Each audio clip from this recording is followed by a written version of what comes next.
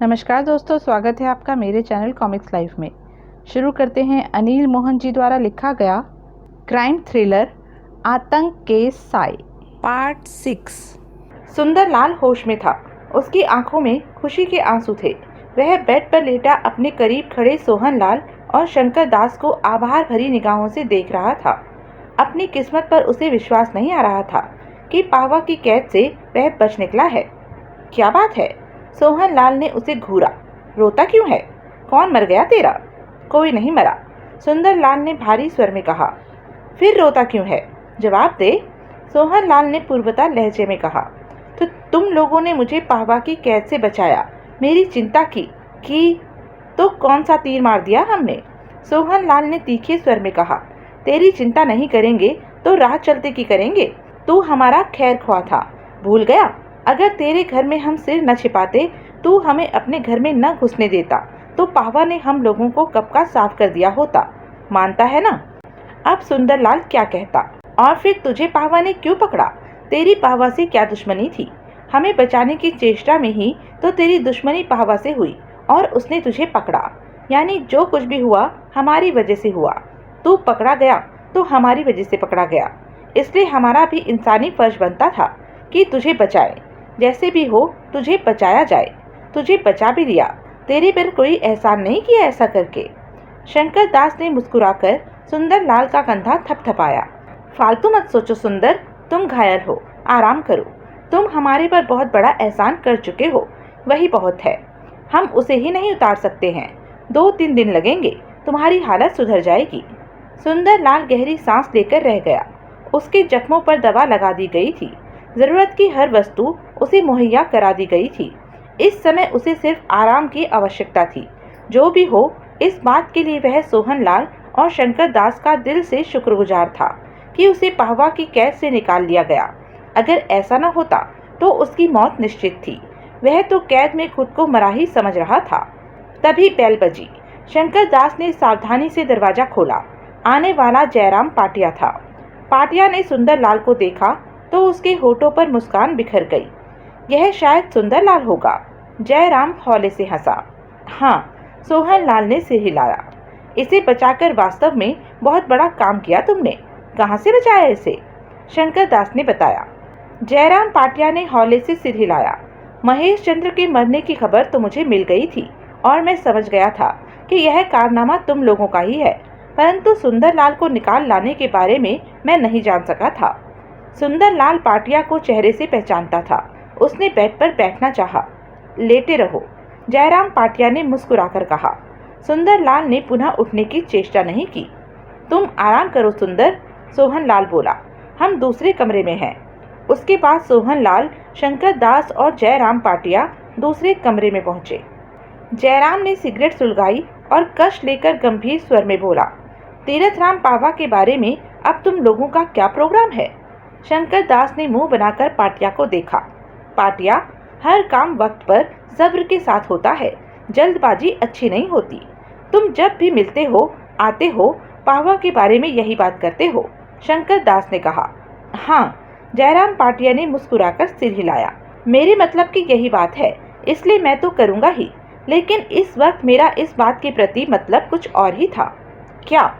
तुम लोग पावा को निशाना बनाना चाहते हो, लेकिन पावा आसानी से हाथ नहीं आ रहा। पहले वह अपने होटल में सुरक्षित था, अब वह अपने बंगले में सुरक्षित है।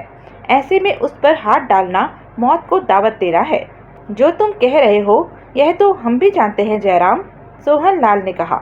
हाँ, लेकिन अब जो बता रहा हूँ वह तुम लोग नहीं जानते, जयराम बोला। क्या? एक जगह ऐसी भी है कि जहाँ पावा पर हाथ डाला जा सकता है, और इस जगह के बारे में मुझे सिर्फ 2 घंटे पहले ही पता चला है। पावा के आदमियों में मौजूद मेरे आदमी ने मुझे यह जानकारी दी है, जयराम पाटिया ने गंभीर स्वर में कहा और कश लेकर बोला। पावा की रखेल है, रानी नाम है उसका। पावा यदा कदा उसके पास जाता रहता है और अब भी कभी भी उसके पास जाने वाला है। अब भी? सोहनलाल ने होठ सिकोड़कर उसे देखा। हाँ, रानी क्रिसेट रोड पर कहीं रहती है। जब पावा वहां जाता है तो कोई तगड़ी सिक्योरिटी लेकर नहीं जाता, अपने विश्वास के 3 गार्डों को ले जाता है जो उसके साथ दूसरी कार में होते हैं और इधर पावा वाली कार में सिर्फ उसका ड्राइवर ही होता है, जो कि 10 सालों से उसके साथ है। क्रिसेंट रोड की शुरुआत होते ही पावा अपने साथ के तीनों गार्डों को वहीं छोड़कर आगे बढ़ जाता है। वह तीनों गार्ड भी नहीं जानते कि पावा कहाँ जाता है, सिर्फ वह ड्राइवर ही जानता है। वापसी पर पावा को वह गार्ड वहीं पर मिलते हैं। अगर पावा को ज्यादा देर रानी के पास रहना होता है तो वह गार्डों को बता देता है कि लगभग वह कब वापस आएगा। 2 पल के लिए जयराम की आवाज के साथ ही वहां चुप्पी छा गई। सोहन लाल और शंकर दास की आंखें मिली, कुछ पलों तक मिली ही रही। इसका मतलब, शंकर दास ने कहा, पावा के ड्राइवर के अलावा और कोई नहीं जानता कि पावा क्रिसेंट रोड पर कहाँ जाता है, रानी कहाँ रहती है। सिर्फ उसका 10 साल पुराना वफादार ड्राइवर ही जानता है। जयराम ने सिर हिलाया। शंकर दास ने सिर हिलाकर सिगरेट सुलगाई। मतलब कि तीरथ राम पावा जब क्रिसेंट रोड पर पहुंचे तो तभी हम उसे शूट कर सकते हैं। मत भूलो कि उस समय उसके साथ 3 खतरनाक गार्ड भी होंगे और जंग तब खुले में होगी। जयराम ने गंभीर स्वर में कहा, शायद वह लोग तुम्हें ही शूट कर दें, पासा पलट भी सकता है। हाँ, ऐसा हो जाए तो कोई बड़ी बात नहीं, शंकर दास ने सोच भरे स्वर में कहा। सोहन लाल शांति से उनकी बातें सुन रहा था। हमें कोई और रास्ता सोचना चाहिए, जयराम पाटिया बोला। तुम सोचो, तुम दोनों ना सोच सके तो फिर मुझे ही कोई रास्ता निकालना पड़ेगा। अब रास्ता निकाल लो। क्यों, तुम्हारा दिमाग बंद हो गया है? जयराम पाटिया मुस्कुराया। बंद? शंकर दास ने कहर भरी निगाहों से उसे देखा। अभी तो मैंने खोला ही नहीं है, फिर बंद कहाँ से हो गया? तो खोलो ना। शंकर दास ने आंखें सिकोड़कर उसे देखा। तुम्हें शायद पकी पकाई खाने की आदत है जयराम पाटिया। शंकर दास का स्वर कड़वा था। शायद। जयराम मुस्कुराया। मेरे आदमियों ने मेरी आदत काफी हद तक बिगाड़ दी है। सब कुछ वही करते हैं। जब कभी फंस जाते हैं तो तब उन्हें रास्ता दिखाना पड़ता है। ऐसे में अगर तुमने पावा की जगह ले ली तो तब काम कैसे करोगे? तब? जयराम पाटिया हंसा। तब की तब देखना कि जयराम काम कैसे करता है। मेरे ख्याल में पाटिया, हम बेकार की बातें करके वक्त बर्बाद कर रहे हैं। हाँ, तभी तो कहता हूँ, फौरन कुछ सोचो। जयराम पाटिया के चेहरे के भाव बदले। शंकर दास ने कश लिया और कह उठा, मेरे ख्याल में जो होगा देखा जाएगा। पावा को क्रिसेंट रोड पर ही घेरना ठीक रहेगा। वहाँ खतरा होगा गार्डों का। पावा को रास्ते से हटाना है तो खतरा होगा ही हर जगह। जयराम पाटिया कुछ न बोला। तीरथ राम पावा ने आज ही रानी के पास क्रिसेंट रोड पर जाना है? शंकर दास ने पूछा। आज ही नहीं, बल्कि किसी भी समय, जल्दी ही। फिर तो हमें फौरन ही यहाँ से रवाना हो जाना चाहिए। शंकर दास ने सोहन लाल को देखा। सोहन लाल ने कुछ नहीं कहा। तुम कुछ नहीं कह रहे। जयराम पाटिया ने सोहन लाल को देखा। मैं तुम लोगों की बातें सुन रहा हूँ, अभी कुछ करने की जरूरत महसूस नहीं हुई। सोहन लाल बोला। तुम्हें शंकर दास की बात जची कि? फालतू की बातें मुझे नहीं जचती, सोहन लाल ने तीखे स्वर में कहा। क्या मतलब? पावा को हम रानी के घर पर या उसके करीब ही कहीं पकड़ सकते हैं। जयराम पाटिया ने उखड़ी निगाहों से उसे देखा। अवश्य ऐसा कर सकते हैं, बशर्ते कि हमें रानी के घर का पता हो। पता लगाया जा सकता है। कैसे? पावा कार और ड्राइवर के साथ रानी के घर जाता है। क्रिसेंट रोड का इलाका बेशक कितना भी बड़ा क्यों न हो, अगर भरपूर कोशिश की जाए तो कार और ड्राइवर को हम कहीं भी खड़ा पा सकते हैं। जयराम पाटिया की आंखें सिकुड़ी। शंकर दास के चेहरे पर अजीब से भाव आ गए। उन दोनों को खामोश पाकर सोहन लाल कह उठा, लगता है मेरी बात पसंद नहीं आई। ऐसी बात नहीं, शंकर दास बोला, बल्कि मैं तो सोच रहा था कि ऐसा मैंने क्यों नहीं सोचा। कोई फर्क नहीं पड़ता, सोहन लाल मुस्कुराया। मैंने सोच लिया। तुम कभी कभी ठीक सोच लेते हो सोहन लाल, पाटिया ने हंसकर कहा। कभी कभी नहीं, मैं अक्सर ही ठीक सोचता हूँ। सोहन लाल ने तीखी निगाहों से उसे देखा। हो सकता है तुम्हारा कहना सही हो, मैंने तुम्हें कभी आजमाया नहीं, क्योंकि हमारा वास्ता कभी नहीं रहा। ना ही रहे तो अच्छा है। शंकर दास उनकी बातों पर ध्यान न देकर बोला। चलो सोहन लाल, हम ऐसा ही करेंगे। यहाँ रहना वक्त बर्बाद करना है। अगर पावा अपने बंगले से निकल गया तो फिर उसे तलाश कर पाना कठिन हो जाएगा। सोहन लाल की निगाहें जयराम पाटिया पर जा टिकी। पाटिया ने प्रश्न भरी निगाहों से उसे देखा। मैं और शंकर दास सारा दिन भी भटकते रहें तो पूरी क्रिसेंट रोड नहीं छान सकेंगे। पाहवा की कार और ड्राइवर ढूंढने से तुम्हारे आदमियों का इस्तेमाल किया जाएगा जयराम। कैसे? क्रिसेंट रोड के पास किसी जगह का नाम बताओ जहां हम इकट्ठे हो सके। 1 किलोमीटर के फासले पर म्यूजियम है। ठीक है, तुम कम से कम 20 आदमियों को लेकर वहां पहुंचो। इंतजार करो, हम वहीं मिलेंगे। लेकिन मेरी क्या जरूरत है? मैं आदमी भेज देता हूँ। 20 कहो, 40 कहो। सोहन लाल ने कड़वी निगाहों से उसे देखा। कुछ काम करने के नाम पर तुम्हारे बुरे हाल क्यों हो जाते हैं जयराम पाटिया? जयराम पाटिया हंसा। बोला तो मेरे आदमियों ने मेरी आदत बिगाड़ रखी है। मेरा सारा काम वह जो निपटा देते हैं। सोहन लाल एक एक शब्द चबाकर कह उठा। म्यूजियम पर तुम्हारे आदमियों के साथ तुम्हारे मिलने की जरूरत इसलिए है कि हम और तुम्हारे आदमी एक दूसरे को पहचान सके। उसके बाद तुम बेशक वहां से चले जाना। समझ में आई बात कि नहीं आई? जयराम मुस्कुराया। सोहन लाल वहां से निकलकर दूसरे कमरे में सुंदर लाल के पास पहुंचा। सुंदर लाल आंखें बंद किए बेड पर लेटा था। कैसी हालत है तुम्हारी? सोहन लाल ने पूछा। अभी तो वैसी ही है। उसने आंखें खोली। घायल जिस्म का बुरा हाल है। 2-4 दिन आराम की जरूरत है। आराम करो, लेटे रहो, जल्दी ठीक हो जाओगे। सोहन लाल मुस्कुराया। सुंदर लाल के होठों पर भी मुस्कुराहट उभरी। हम जरा बाहर जा रहे हैं। कहाँ? पावा को निशाना बनाने। मालूम हुआ है वह कहीं पहुंच रहा है। सोहन लाल बोला। संभल कर। निश्चिंत रहो। सोहन लाल ने हौले से विश्वास भरे ढंग से उसका कंधा थपथपाया। किस जगह पर पावा के मिलने की खबर है? सुंदर लाल ने पूछा। क्रिसेंट रोड पर। वह वहां किसी युवती से मिलने जाता है और आज भी जा रहा है। वह अकेला तो होगा नहीं? नहीं, गार्ड हैं उसके साथ। हम सब इंतजाम कर लेंगे। जयराम के आदमी हैं हमारे साथ। जयराम भी? नहीं, सोहन लाल ने कहा। फिर एकाएक बोला। यह जयराम कैसा आदमी है सुंदर लाल? कैसा क्या? खुद को पावा के बाद का बड़ा दादा कहना पसंद करता है, परंतु मुझे तो बेकार और डरपोक लगता है। सुंदर लाल मुस्कुराया। अजीब सी मुस्कान उसके घायल चेहरे पर फैली। जयराम पाटिया के बारे में बहुत गलत विचार हैं तुम्हारे। क्यों? जयराम इतना खतरनाक इंसान है कि तुम सोच भी नहीं सकते। पावा से कहीं ज्यादा है वह। पाटिया के कारण पावा को कई बार बड़ी परेशानी उठानी पड़ती है। सुंदर लाल ने बताया। पाटिया छोटे छोटे कामों में कभी हाथ नहीं डालता। सिर्फ उन्हीं कामों में हाथ डालता है जहां उसे लगे कि उसकी जरूरत है। जयराम जब अपनी करनी पर आता है तो फिर उसे संभाल पाना कठिन हो जाता है। जयराम अगर मामूली शख्सियत होता तो पावा कब का उसे रास्ते से हटा चुका होता। सुंदर लाल की बात सुनकर जयराम के प्रति सोहन लाल के विचार बदले। पाटिया हर काम में हमें ही आगे कर रहा है और खुद पीछे हो रहा है, इसलिए मुझे लगा था कि जयराम में दम खूब है। परंतु तुम्हारी बात सुनकर मुझे वास्तव में महसूस होने लगा है कि जयराम काफी खतरनाक है। वह इसलिए पीछे हो रहा है कि उसे खुद के आगे आने की आवश्यकता महसूस नहीं हो रही है। जब वह आगे आएगा तो तब देखना उसका रूप। उससे खतरनाक तुम्हें कोई लगेगा ही नहीं। सुंदर लाल ने कहा। सोहन लाल ने उसका कंधा थपथपाया। ठीक है, तुम आराम करो। जा रहे हो पावा से निपटने? हाँ, अपना ध्यान रखना। सुंदर लाल के चेहरे पर गंभीरता थी। सोहन लाल जवाब में मुस्कुराया और बाहर निकल गया।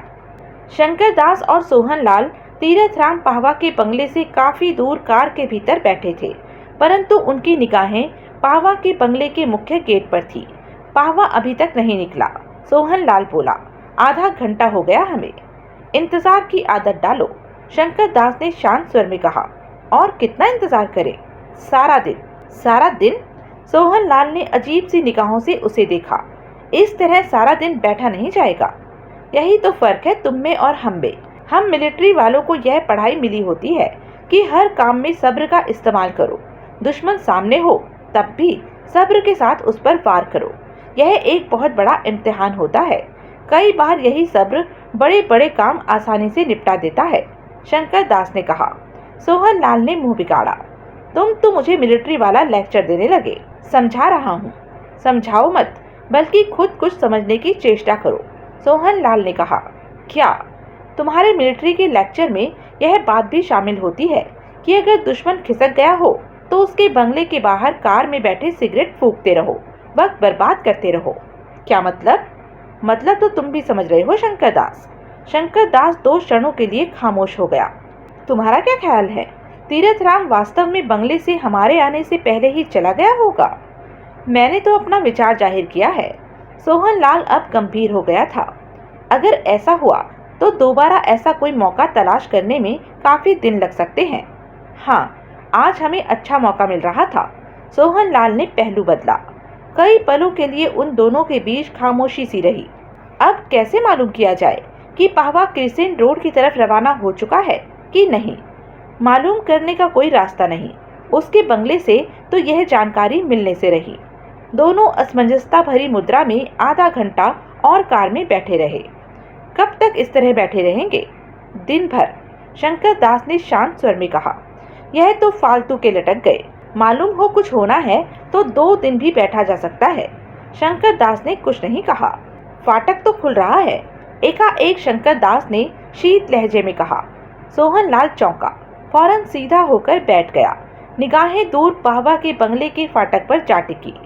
बाहर आने वाला कौन हो सकता है? यह तुम भी देख रहे हो और मैं भी। दोनों की निगाहें फाटक पर ही टिकी रही। तभी एक लंबी विदेशी कार फाटक के बाहर निकली और सिर्फ 8 फीट के फासले पर ही पीछे दूसरी कार थी। सोहन लाल ने एक ही निगाह में पहचाना कि आगे वाली विदेशी कार की पिछली सीट पर तीरथ राम पाहवा मौजूद है। मात्र 1 सेकंड के लिए उसे पाहवा के अक्स की झलक मिली थी और जाहिर है पीछे वाली कार में उसकी हिफाजत के लिए गार्ड थे। पाहवा कहाँ है? शंकर दास ने पूछा। आगे वाली कार में। दोनों कारों के आने की दिशा इसी तरफ थी। नीचे झुको शंकर दास, सोहन लाल व्याकुलता से बोला। कारें दूसरी तरफ आ रही हैं। दोनों फौरन इस प्रकार नीचे झुक गए कि बाहर से देखने पर कार के खाली होने का एहसास हो। कारों के इंजनों की आवाज़ों को सुनकर उन्हें महसूस हुआ कि कारें गुजर गई हैं। दोनों फौरन सीधे हुए, एक दूसरे को देखा। शंकर दास ड्राइविंग सीट पर मौजूद था। यह अब क्रिसेंट रोड पर जा रहे हैं, सोहन लाल बोला। इनके पीछे चलो। लेकिन पाहवा कार में है भी कि नहीं? शंकर दास उलझन में था। है। तुमने देखा? देखा है, तभी तो कह रहा हूँ। जल्दी कर बेवकूफ, वरना सारा मामला गड़बड़ा जाएगा। शंकर दास ने कार स्टार्ट करके वापस घुमाई और काफी अधिक फासला रखकर आगे जाती पाहवा की दोनों कारों के पीछे डाल दी। कुछ देर पश्चात शंकर दास बोला। पाहवा आगे वाली विदेशी कार में होगा? हाँ, सोहन लाल विचारों में डूबा कह उठा। पीछे वाली कार में उसके बॉडीगार्ड? सोहन लाल, इस बार हमें नहीं चूकना। पाहवा को खत्म करना है हर हाल में। देखेंगे। शंकर दास ने सिर घुमाकर सोहन लाल को देखा। हर काम सोच के मुताबिक नहीं, हालातों के मुताबिक होता है। इरादा तो हमारा पाहवा की हत्या करने का ही है, परंतु हम सफल होते हैं कि नहीं, यह तो आने वाले हालात ही बताएंगे। हमारी कोशिश जारी है। शंकर दास ने कुछ नहीं कहा, निगाहें आगे जाती कारों पर टिका दी। यह तो सामान्य गति से कारें चला रहे हैं, शंकर दास ने कहा। तेज चलाने की जरूरत भी क्या है? माशुका के यहाँ ही जाना है, जंग पर तो नहीं। सोहन लाल का जवाब सुनकर शंकर दास गहरी सांस लेकर रह गया। आधे रास्ते के बाद पाहवा की और गार्डों की कार उस सड़क पर जाकर रुकी जहां से क्रिसेंट रोड शुरू होती थी। शंकर दास ने अपनी कार काफी पहले ही रोक ली। उन्होंने देखा पीछे वाली कार में से एक गार्ड उतरा और आगे बढ़कर पाहवा की कार तक पहुंचा। पाहवा से बात की, फिर पाहवा की कार आगे बढ़ गई। गार्ड वापस कार में बैठा, फिर गार्डों की कार मुड़ी और अन्य सड़क पर आगे बढ़ गई। करीब मिनट भर सोहन लाल और शंकर दास कार में ही बैठे रहे। अब शंकर दास ने सोहन लाल को देखा। मैं कार से उतरकर यहीं रुकता हूँ, नजर रखता हूँ। तुम म्यूजियम पर जाकर जयराम से मिलो। उसके साथ मौजूद आदमियों को उससे हासिल करके उन्हें यहाँ तक लाओ, फिर आगे काम करते हैं। कहने के साथ ही सोहन लाल ने दरवाजा खोला और कार से नीचे उतर गया। शंकर दास ने कार आगे बढ़ा दी। जयराम पाटिया शंकर दास से बहुत खुशी से मिला। वह कार में ही बैठा रहा। शंकर दास के कुछ कहने से पहले ही सामने की तरफ इशारा करके पाटिया बोला, वह देखो, वह सामने खड़े हैं मेरे आदमी, जिनका इस्तेमाल तुम और सोहन लाल जैसे चाहो वैसे कर सकते हो। 20 के लिए बोला था और 25 लाया हूँ। शंकर दास ने उस तरफ निगाह मारी। वहाँ कई कारें खड़ी थी। कुछ उनके बीच में बैठे थे, कुछ बाहर भी खड़े थे। वहां से निगाहें हटाकर शंकर दास ने पुनः जयराम पाटिया पर निगाह मारी। उनमें से एक नीले रंग की चेक शर्ट वाला है, नजर आ रहा है? जयराम बोला। हाँ, शंकर दास ने उस तरफ निगाह मारकर कहा। वह 25 के ऊपर है और खतरनाक आदमी है। सबको समझाने की अपेक्षा सिर्फ उसे समझा देना कि तुम लोग क्या चाहते हो। उसका नाम अजय चौधरी है, जयराम पाटिया ने कहा। शंकर दास ने सिर हिलाया। और तुम? मैं क्या? उसकी बात का मतलब समझकर भी पाटिया अनजान बना रहा। तुम हमारे साथ नहीं आओगे? क्या जरूरत है? पाटिया लापरवाही से कह उठा। जरूरत तो बहुत है। तीरथराम पाहवा को खत्म नहीं करना क्या? शंकर दास ने उसकी आंखों में झांका। जयराम पाटिया मुस्कुराया। इस काम के लिए तुम और सोहन लाल ही काफी हो। क्यों मुझे बीच में घसीटना चाहते हो? शंकर दास ने जयराम पाटिया की आंखों में झांका। क्या देख रहे हो शंकर दास? पाटिया हौले से हंसा। सोच रहा हूँ तुम कहीं डरपोक चूहे तो नहीं हो? शंकर दास का स्वर कड़वा हो गया था। डरपोक चूहा? जयराम पाटिया बड़बड़ाया, फिर शांत स्वर में कह उठा। यह लंबी वार्ता का विषय है। तुम जाओ और बाकी का काम निपटाओ शंकर दास। इस बारे में फिर कभी बात करेंगे। शंकर दास ने उसे घूरा और फिर अपनी कार की तरफ बढ़ गया। इसके साथ ही उसने नीली चेक शर्ट वाले की तरफ इशारा किया जो उसे ही देख रहा था। उसने इशारा समझा। जब शंकर दास वहां से रवाना हुआ तो नीली चेक शर्ट वाला अजय चौधरी भी कार पर उसके पीछे हो गया। यानी कि 25 आदमियों से भरी 3 कारें शंकर दास की कार के पीछे थी। जयराम पाटिया कार में उसी तरह बैठा उन सबको देखता रहा। डरपोक चूहा। शंकर दास के शब्दों को बड़बड़ाते हुए जयराम पाटिया के होठों पर मुस्कुराहट बिखर गई। सोहन लाल, शंकर दास और अजय चौधरी कार के पास इकट्ठे थे। तुम्हारे साथ कितने आदमी हैं? सोहन लाल ने पूछा। 25। इन सब के हेड हो तुम? पाटिया ने कहा था ऐसा। सोहन लाल बोला। हाँ, पाटिया ने बताया था। क्या काम करना है तुम्हें? सोहन लाल ने उसे परखने वाली निगाहों से देखा। खास नहीं, कुछ हद तक मालूम है। अजय चौधरी ने कहा। तुम काम बोलो, करना हमारा काम है। सोहन लाल ने सिर हिलाकर सिगरेट सुलगाई। कार का नंबर नोट करो, सोहन लाल ने कहकर कार नंबर बताया। यह क्रीम कलर की विदेशी कार है। देखते ही समझ जाओगे कि मैंने इसी कार के बारे में कहा है। यह कार क्रिसेंट रोड के भीतर गई है। काफ़ी बड़ी कॉलोनी है यह। इस समय कहाँ खड़ी है, किसके घर पर खड़ी है, हमें नहीं मालूम। और यही मालूम करना है? अजय चौधरी ने सिर हिलाकर कहा। हाँ, कार को तलाश करना है। अजय चौधरी की निगाह क्रिसेंट रोड की तरफ उठी। हाँ, खामोशी से, चुपचाप, शोर शराबा नहीं होना चाहिए। कार के साथ करीब ही 45-50 बरस का ड्राइवर भी होगा। हर काम गुपचुप होना चाहिए। सोहन लाल ने उसे सतर्क किया। मुझे मालूम है काम कैसे किया जाता है, अजय चौधरी ने शांत स्वर में कहा। वह कार किसकी है जानना जरूरी है क्या? जरूरी तो नहीं, फिर भी मालूम हो जाए तो ठीक रहेगा। अजय चौधरी ने सोहन लाल को देखा। तीरथराम पाहवा की। पाहवा? हाँ, तीरथराम पाहवा। सोहन लाल ने उसकी आंखों में झांका। पाहवा का नाम आते ही कोई दिक्कत तो पैदा नहीं हो गई? कोई डर, भय या घबराहट तो नहीं? तुम कुछ ज्यादा ही सोचने लगे हो, अजय चौधरी ने कड़वे स्वर में कहा। सोहन लाल कंधे उचकाकर रह गया। कब तक ढूंढ लोगे उस कार को? शंकर दास ने पूछा। ज्यादा से ज्यादा घंटे तक। अजय चौधरी की आवाज में विश्वास का पुट था। फिर तो हम तुम्हारी वापसी का यहीं इंतजार करते हैं। ठीक है, मैं घंटे भर बाद यहीं मिलूंगा, अजय चौधरी ने कहा और पलटकर 100 गज दूर खड़ी अपने आदमियों से भरी तीनों कारों की तरफ बढ़ गया। मेरे ख्याल में यह अजय चौधरी काम निपटा लेगा। काफी तेज लगता है यह। शंकर दास सिर हिलाकर रह गया। घंटे का 1.5 घंटा हो गया। सोहन लाल ने बोनट से टेक लगाए कलाई पर बंधी घड़ी पर निगाह मारते हुए कहा।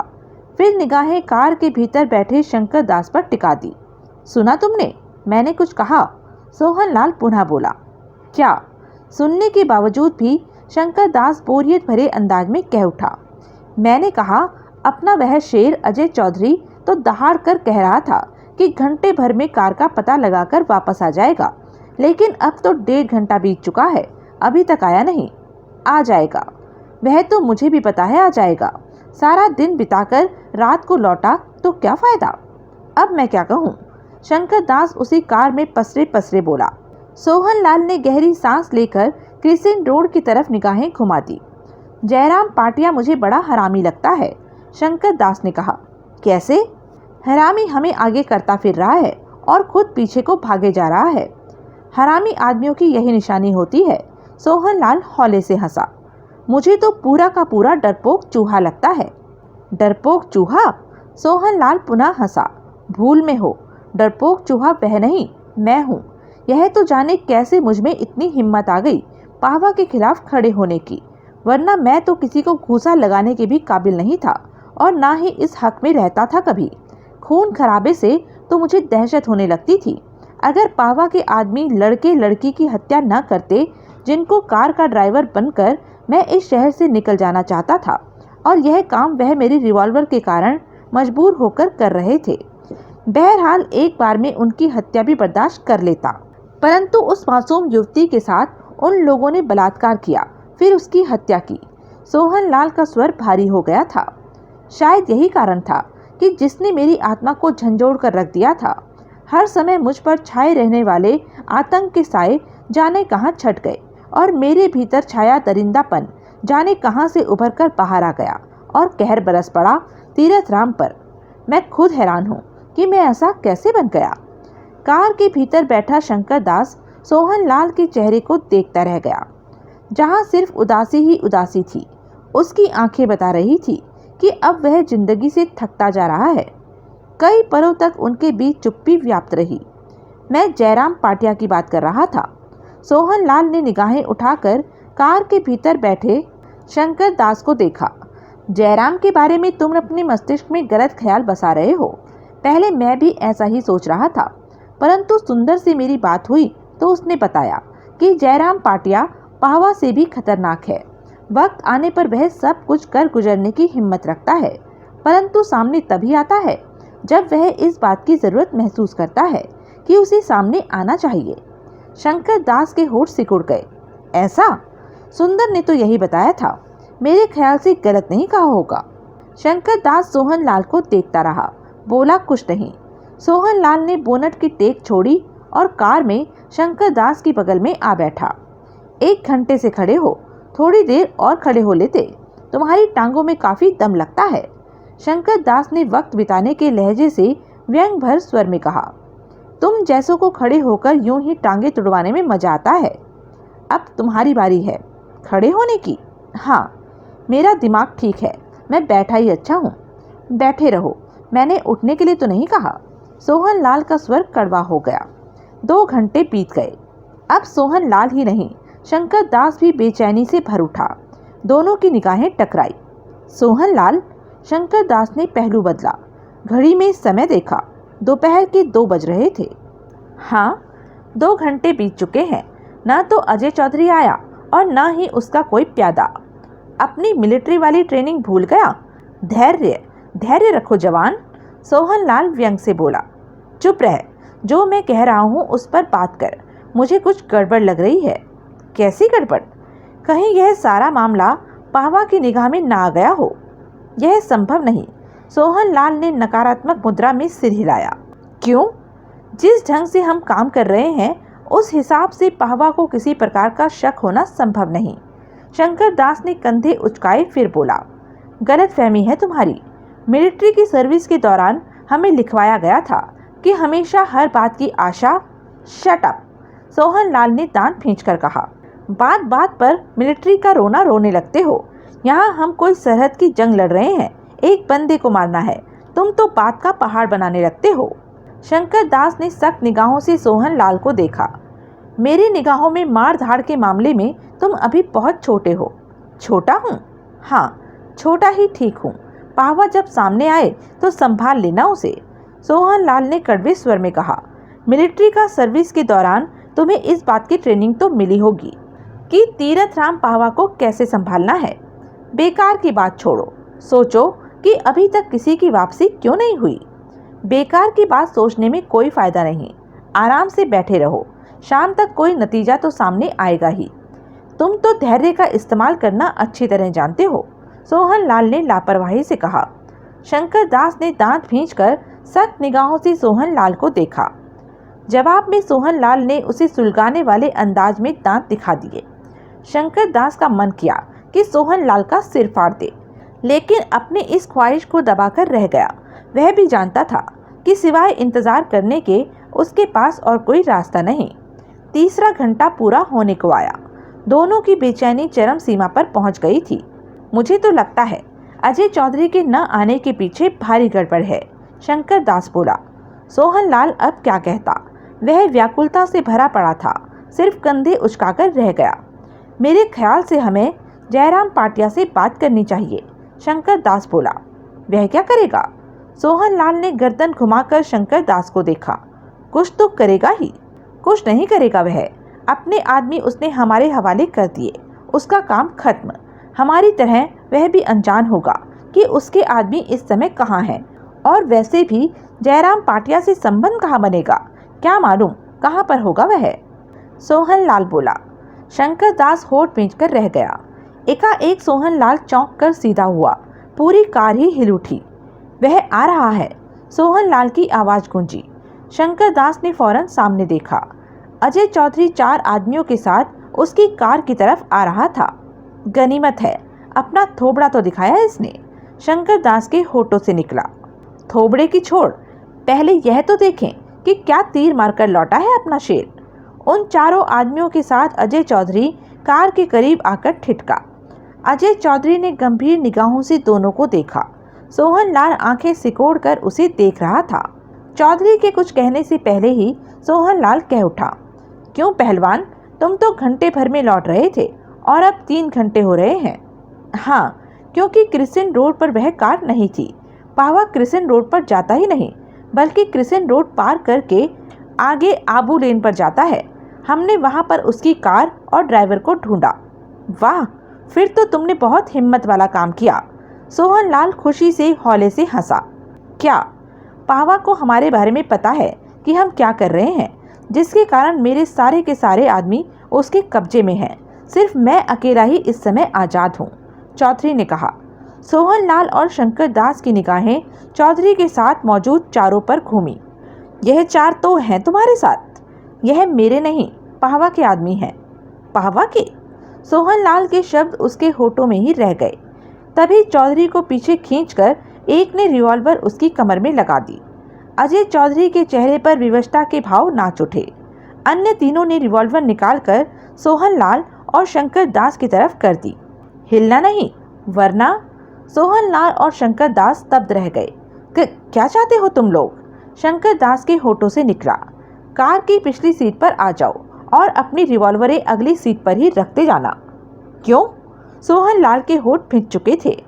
तुम लोगों को पावा के पास ले जाना है, वह तुम लोगों के इंतजार में है।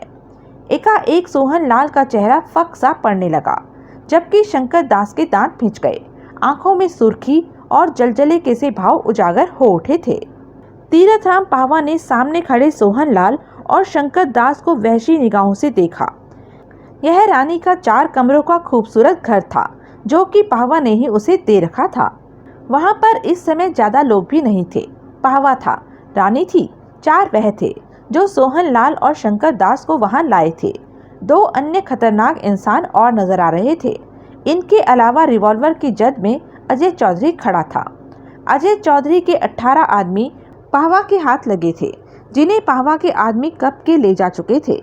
इस समय कमरे में मौत का सा सन्नाटा छाया हुआ था। पावा के 6 के 6 आदमियों के हाथ में रिवॉल्वर फंसी थी, फायर करने को तैयार थी। सोहन लाल और शंकर दास को महसूस हो चुका था कि अब उन्हें बच निकलने का या कुछ भी करने का मौका नहीं मिलने वाला। एक तरफ बला की हसीन रानी कुर्सी की बाजू पर कूले रखे वहां का तमाशा देख रही थी। उसके चेहरे पर इत्मीनान के भाव थे। वह जानती थी जो भी होगा उसके खैर ख्वाह पावा के हक में होगा। तीरथराम पावा ने दोनों को मौत से भरी निगाहों से देखते हुए सिगरेट सुलगाई। तो तुम? पावा ने सोहन लाल को देखा और दरिंदगी भरे स्वर में कह उठा, बम्बई अंडरवर्ल्ड किंग सोहन लाल हो, यही कहा था ना तुमने मुझे? हाँ। खतरनाक हालातों में फंसे देखकर सोहन लाल ने खुद को मौत के खौफ से दूर कर लिया था, जबकि नहीं हो। नहीं, कौन हो? पावा एक एक शब्द चबाकर भिजे होठों से पूछ रहा था। दाना पानी चुगने वाला छोटा शिकारी। सोहन लाल मुस्कुरा उठा। खुद को दूसरे शहर का बड़ा दादा दर्शाकर रौब मारकर छोटे मोटे बदमाशों से माल झाड़ना और फिर अगले शहर खिसक जाना। मैंने तुम्हें कुछ नहीं कहा था, तुम ही मेरे रास्ते में आए थे पाहवा, जबरदस्ती मेरे पीछे पड़ गए थे। तीरथराम पाहवा मौत से भरी निगाहों से सोहन लाल को देखता रहा। तुमने मेरा बहुत कुछ तबाह कर दिया। मेरा होटल मेरी आधी ताकत थी, और छोड़ो उसकी बात, वह तो कब का खत्म हो चुका, सोहन लाल ने कड़वे स्वर में कहा। पाहवा ने दांत किटकिटाए। महेश चंद्र को भी तुमने मारा? हाँ, एक ही गोली में लद गया वह। सोहन लाल पुनः हंसा। और मेरे खिलाफ पाटिया की सहायता भी तुमने ली? पाहवा के होठों से गुर्राहट निकली। जी नहीं, बल्कि उसने खुद आगे बढ़कर दी। एक ही बात है, कहते हुए तीरथराम पाहवा की वैसी निगाह शंकर दास पर जा टिकी। तुम शंकर दास हो ना, जिसे 4 दिन बाद फांसी लगने वाली थी और जेल से भाग निकले? खबर अच्छी रखते हो हर तरफ की। शंकर दास का स्वर गंभीर था। मेरी तुम्हारी क्या दुश्मनी है? पाहवा की आवाज में अभी तक गुर्राहट ही थी। कोई दुश्मनी नहीं। फिर तुम सोहन लाल के साथ मिलकर मुझे बर्बाद करने को क्यों तुले थे? अब शंकर दास कैसे बताता कि इंस्पेक्टर पाल देशमुख के और उसके बीच सौदा तय हुआ था कि वह उसे कैद से जेल से निकालेगा, बदले में उसके दुश्मन पाहवा को खत्म करेगा। जवाब दो, तुम मेरे पीछे क्यों पड़े? तीरथराम पाहवा विक्षिप्त सा नजर आने लगा। मेरे मासूम बेटे ने तुम्हारा क्या बिगाड़ा था जो उसके हिंदुस्तान पहुंचते ही उसे उड़ा दिया गया? मासूम बेटा? शंकर दास ने गंभीर निगाहों से पाहवा की आंखों में झांका। हाँ, मासूम, पाहवा पागलों की तरह बोला। तुम्हें अगर किसी तरह का बदला लेना था तो मुझसे लेते। मेरे बेटे की जान क्यों ली? उसने तो किसी का कुछ नहीं बिगाड़ा था। यह बात तुम पर भी लागू होती है पाहवा, शंकर दास ने गंभीर स्वर में कहा। खुद को भूल जाना ठीक नहीं होता। तुम्हारी दुश्मनी एक से होती है और तुम परिवार के परिवार भुनवा देते हो। तीरथराम पाहवा की आंखों में जैसे ज्वालामुखी फट पड़ा। तो तुमने मेरी दुश्मनी का बदला मेरे बेटे से लिया? आवाज में जहान भर की दरिंदगी भर आई थी। कुछ भी समझ लो, तुम दोनों को तड़पती हुई मौत दूंगा मैं। तीरथराम पाहवा विक्षिप्तों की तरह चिल्लाया। तुम दोनों ने मुझे तबाह ही नहीं किया, बल्कि मेरे बेटे की हत्या करके मुझे जीते जी मार दिया। मैं सिर्फ अपने बेटे के सहारे ही जिंदा था। वही कमाई थी मेरी सारी जिंदगी की, जिसे तुम लोगों ने छीन लिया। पाहवा ने पागलों की तरह अपने आदमियों को देखा। सुन लो तुम सब लोग, यह दोनों तब तक नहीं मरने चाहिए जब तक कि मैं न चाहूँ। गोली इनके घुटने पर लगे या कंधे पर या फिर कोहनी पर, इन्हें तड़पना चाहिए, ज़्यादा से ज़्यादा तड़पना। मौत का खेल शुरू करने से पहले एक बात का जवाब दे दो पहलवान। पाहवा ने दांत किटकिटाकर सोहन लाल को देखा। तुम तो यहाँ अकेले थे, सिर्फ ड्राइवर था तुम्हारे साथ। इस पर भी तुमने 20-25 आदमियों पर काबू। बच्चे हो अभी तुम, तीरथराम पाहवा ने दांत खींचकर कहा। जब मैं बंगले से बाहर निकला तो तुम दोनों को कारों में छिपते मैंने देख लिया था। शंकर दास को मैं नहीं पहचानता था, परंतु तुम्हें पहचानता था। इस कारण समझने में देर न लगी कि तुम्हारे साथ शंकर दास ही हो सकता है। तब मैं समझ गया कि तुम लोग कोई खेल खेलना चाहते हो, इसलिए मैंने तुम लोगों को पूरी छूट दी। क्रिसेंट रोड पर जब मैंने अपने गार्डों को विदा किया तो तुम दोनों के बारे में खबरदार कर दिया था कि तुम लोग जो भी करो वह लोग उसी के मुताबिक काम करें, समझे? वह गार्ड तुम लोगों पर बराबर निगाह रखे थे, लेकिन तुम लोग नहीं जान सके। ओह, जब जयराम पाटिया के आदमी क्रिसेंट रोड पर फैले तो मेरे गार्डों की समझ में माजरा आया। उन्होंने फ़ोन करके अपने ढेरों आदमी बुलवाकर सबको पकड़ लिया। 5-7 अवश्य भाग गए, परंतु बाजी हमारे ही हाथ रही। इस दौरान तुम वहीं रहे कार के पास। आगे क्या हो रहा है तुम लोगों को कोई खबर नहीं। तभी अजय चौधरी ने मेरी कार तलाश कर ली थी, परंतु इससे आगे वह कुछ नहीं कर सका क्योंकि मेरे आदमी उसे गिरफ्त में ले चुके थे। पाहवा खतरनाक लहजे में कह रहा था। सोहन लाल और शंकर दास समझ गए कि पाहवा ने उन्हें भारी चोट दी है। गलती उनकी भी थी। 3 घंटे कार में बैठकर अजय चौधरी का इंतजार करने की अपेक्षा अगर एक चक्कर क्रिसेंट रोड का लगाया होता तो शायद सारा माजरा उनकी समझ में आ जाता। वहां पर मौत का सन्नाटा छाया हुआ था। तीरथराम पाहवा की हालत तो पागल हाथी की तरह हो रही थी। जैसे वह सोहन लाल और शंकर दास को पैरों तले रौंद देने का इरादा रखता हो। पावा, रानी की आवाज सुनकर पावा ने गर्दन घुमाई। देर मत लगाओ, जल्दी से सब कुछ खत्म करो, तुम्हें और भी काम होंगे, रानी ने कहा। पावा ने तुरंत अपने आदमियों पर खूंखारतापूर्ण निगाह मारी। देख क्या रहे हो, मैंने जो कहा है वैसा ही करो। तीरथ राम पावा अपने शब्द पूरे न कर सका। गोली की तेज आवाज वहां गूंजी और पावा का मुंह खुला का खुला रह गया, क्योंकि गोली उसकी खोपड़ी में जा धंसी थी। चंद पलों तक उसका शरीर वैसे ही खड़ा रहा था, फिर तीव्र झटके के पश्चात बाईं करवट नीचे जा गिरा। मरने के पश्चात भी पावा की आंखें खुली हुई थी। रानी के होठों से भयपूर्ण चीख निकली। वहां मौजूद हर कोई स्तब्ध और फटी फटी सी अविश्वास भरी निगाहों से पावा की लाश को देखे जा रहा था। इन चंद पलों में किसी की समझ में कुछ नहीं आया था। कोई अपनी जगह से नहीं हिलेगा, सब वैसे ही खड़े रहो जैसे खड़े हैं। खतरनाक आवाज सुनकर सबकी निगाहें उसी दिशा की तरफ घूमी। कमरे के ऊपर मौजूदा रोशनदान से रिवॉल्वर वाला हाथ और जयराम पाटिया का चेहरा झांक रहा था। पाटिया को वहां मौजूद पाकर सोहन लाल और शंकर दास चौंके। चौधरी, पाटिया का स्वर पुनः उभरा, इन सबके हाथ से रिवॉल्वर ले लो और हर कोई सुन ले। जिसने भी आनाकानी की, चालाकी की, मेरा अगला निशाना वह होगा। मैं जयराम पाटिया हूँ।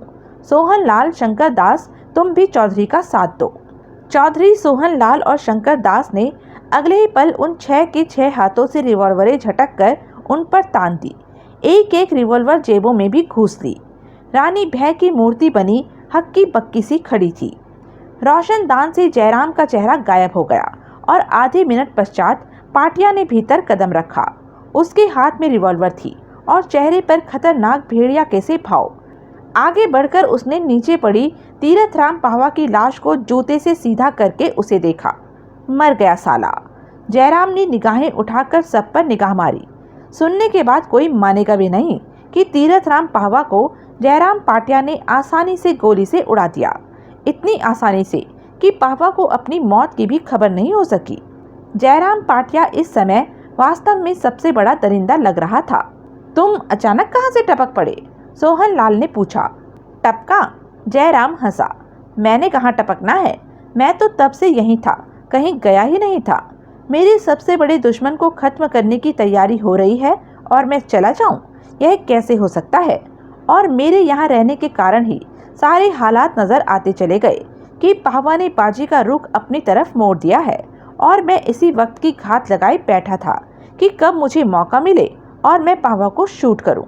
उस रोशनदान पर तो तुम लोगों के आने से पहले ही मौजूद था, लेकिन मैंने पावा को इस बात की खबर नहीं होने दी।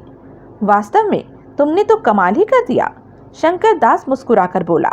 वरना मैं तो समझ बैठा था कि मैं तो गया, सारी उम्र तुम्हें याद रखूंगा। कमाल तो अब होगा। पाटिया दरंदगी से हंसा। अब? वह कैसे? तीरथ राम पावा की जगह मैंने लेनी है। घंटे भर में ही इस बात का ऐलान हो जाएगा कि शहर में अब पावा की नहीं, जयराम पाटिया की चलेगी। पावा के 2 नंबर के सब ठिकाने पर मेरा ही कब्जा होगा। सिर्फ अगले 24 घंटों में अंडरवर्ल्ड का भीतरी चेहरा सारा का सारा ही बदल चुका होगा। हर तरफ मेरा ही नाम होगा, पाटिया का। बरसों से मैं अपने दिन की राह देख रहा था और आज वह नसीब वाला दिन आ ही पहुंचा। अब मैं इस शहर का सबसे बड़ा दादा बन जाऊंगा। सोहन लाल ने गहरी सांस लेकर नीचे पड़ी तीरथ राम पावा की लाश पर निगाह मारी और मस्तिष्क में सिर्फ एक ही बात थी कि कुछ देर पहले तीरथ राम पावा भी सबसे बड़ा दादा था।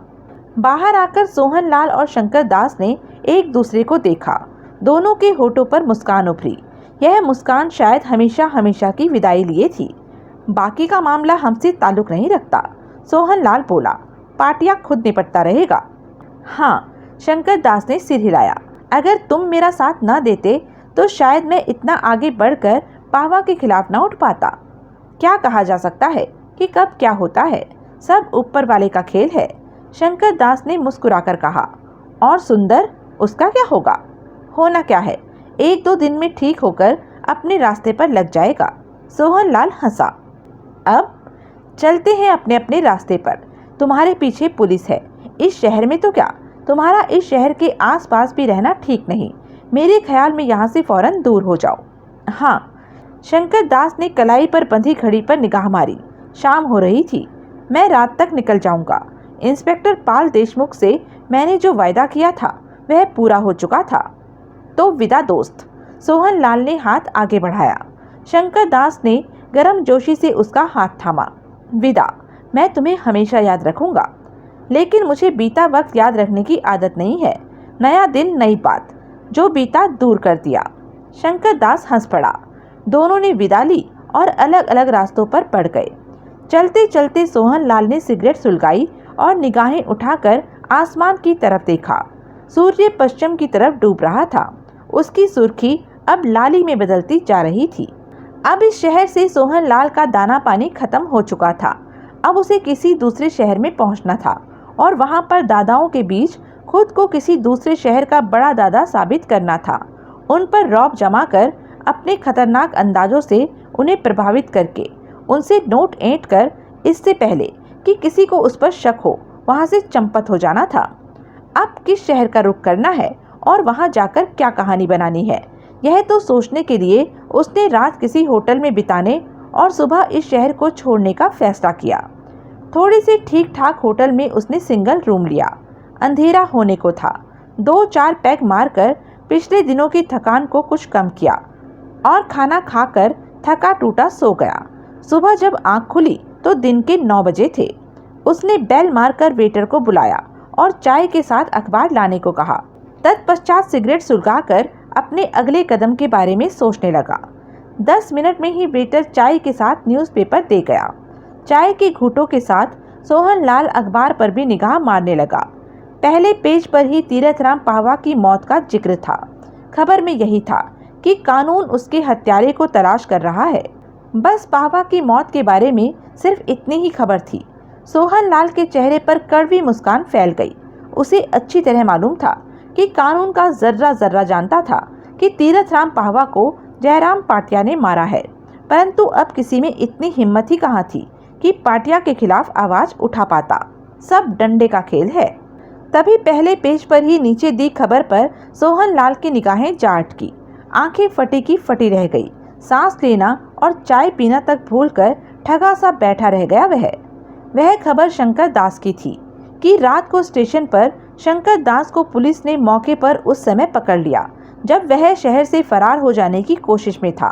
गिरफ्तारी के समय शंकर दास ने पुलिस का मुकाबला करना चाहा। उसने एक कांस्टेबल पर गोली भी चलाई जो कि उसके पेट में लगी, परंतु तुरंत डॉक्टरी सहायता मिल जाने के कारण वह कांस्टेबल खतरे से बाहर है। गिरफ्तारी के पश्चात शंकर दास से 2 रिवॉल्वरें बरामद की गई। इस समय शंकर दास पुलिस की सख्त हिरासत में है और कल कोर्ट में पेश करने के पश्चात उसे सेंट्रल जेल भेज दिया जाएगा। याद रहे, शंकर दास जेल से फरार फांसी प्राप्त खतरनाक मुजरिम है और फांसी लगने से 4 दिन पूर्व ही जेल से भाग निकला था।